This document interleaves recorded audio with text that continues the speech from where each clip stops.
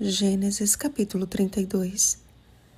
Então disse: Já não te chamarás Jacó, e sim Israel, pois como príncipe lutaste com Deus e com os homens, e prevaleceste. Versículo 28.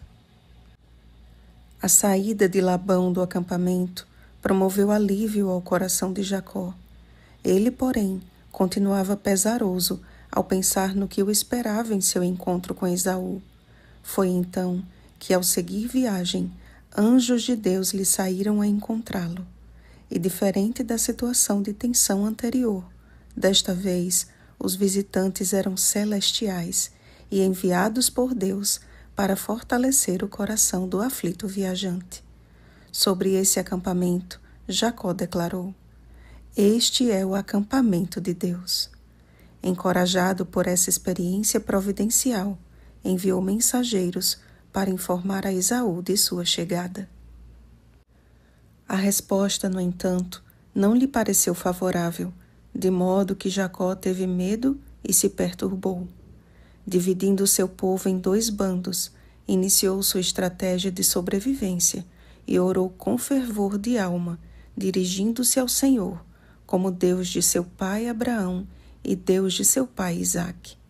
Jacó reivindicou as promessas de Deus, mas não sem antes reconhecer sua indignidade diante da misericórdia e da fidelidade divina. Ele não somente orou, mas também agiu, e separando entre alguns de seus servos um dos maiores presentes relatados na Bíblia, tentou aplacar a ira de Esaú com o melhor que havia em seus rebanhos. Jacó não sabia, mas estava prestes a enfrentar a maior luta de sua vida, e esta não era contra Esaú. A luta no val de Jaboque não foi simplesmente um acerto de contas de Deus com seu filho usurpador. Em toda a trajetória de Jacó, percebemos como ele era estrategista e parece que tinha sempre um plano para atingir seus objetivos. Ao se aproveitar da fome de Esaú, ao participar do plano de sua mãe, ao propor seu trabalho em troca de Raquel, ao usar as varas verdes no nascimento dos rebanhos, ao planejar a sua fuga do Oriente, ao dividir seu povo em 2 grupos, ao enviar presentes a Esaú, em tudo isso percebemos que Jacó era um homem de ação, e com isso não estou dizendo que seja errado agir. É importante saber o que fazer, principalmente diante de situações de crise. Mas entre o planejamento e a ação, é necessário que sempre tenhamos em mente a vontade de Deus. Devemos sempre perguntar ao Senhor: o que queres que eu faça? A Bíblia diz que Jacó estava só. Aquela luta representava a sua experiência pessoal com Deus. Não havia testemunhas. Isso é tão interessante e importante de se observar, amados, porque aquela noite dividiu a vida de Jacó em antes e depois. Foi depois daquela experiência que Jacó recebeu um nome novo. O Senhor olha para cada um de nós como se fôssemos seus filhos únicos. Não me pergunte como isso funciona, pois está além da compreensão humana. É divino. E vale a pena repetirmos e refletirmos novamente no versículo que lemos no início. Então disse: Já não te chamarás Jacó, e sim Israel, pois como príncipe lutaste com Deus e com os homens, e prevaleceste. Eu acredito que a resposta do Senhor, quando Jacó perguntou pelo nome dele, era uma pergunta retórica. Era como se o Senhor o questionasse assim: Por que me perguntas pelo meu nome? Pois você já o conhece. Oh, meus irmãos, como necessitamos dessa experiência do verdadeiro conhecimento de Deus.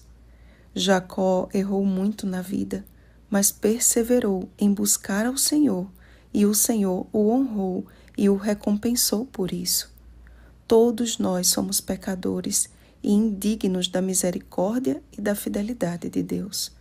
Mas Ele nos ama com amor eterno e deseja que cada um de nós tenhamos uma experiência pessoal com Ele.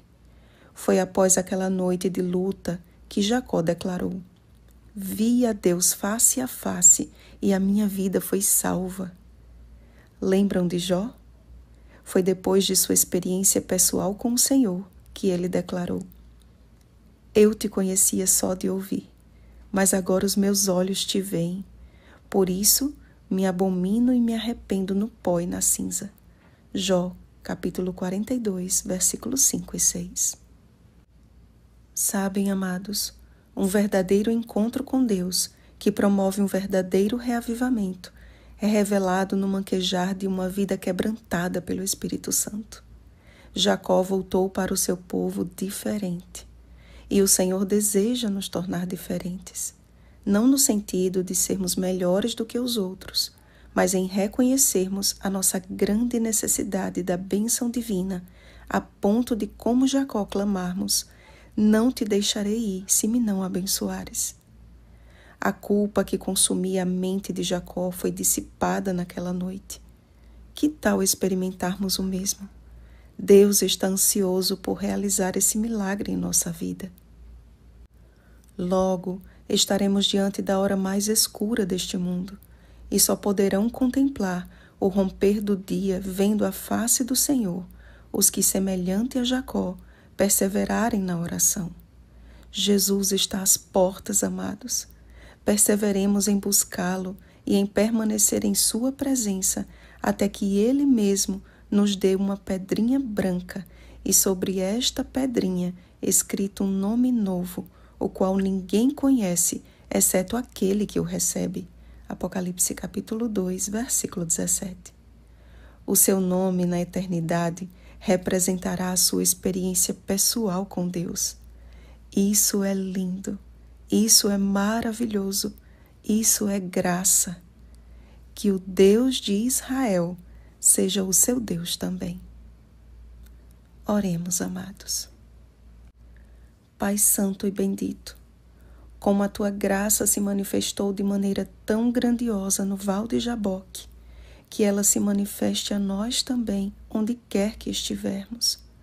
Pode ser que não precise ser uma experiência tão impactante como a de Jacó, mas certamente sabemos que o Senhor realizará o suficiente para nos salvar e nos dar um nome novo. Obrigada, nosso Deus, por tua misericórdia e fidelidade, mesmo diante da nossa indignidade. Clamamos por tua bênção e continuaremos a clamar até que nos abençoes na vinda de nosso amado Salvador. Em nome de Jesus. Amém. Vigiemos e oremos. Uma feliz semana, filhos únicos de Deus. Oremos pelo batismo do Espírito Santo. Oremos uns pelos outros. Rosana Garcia Barros.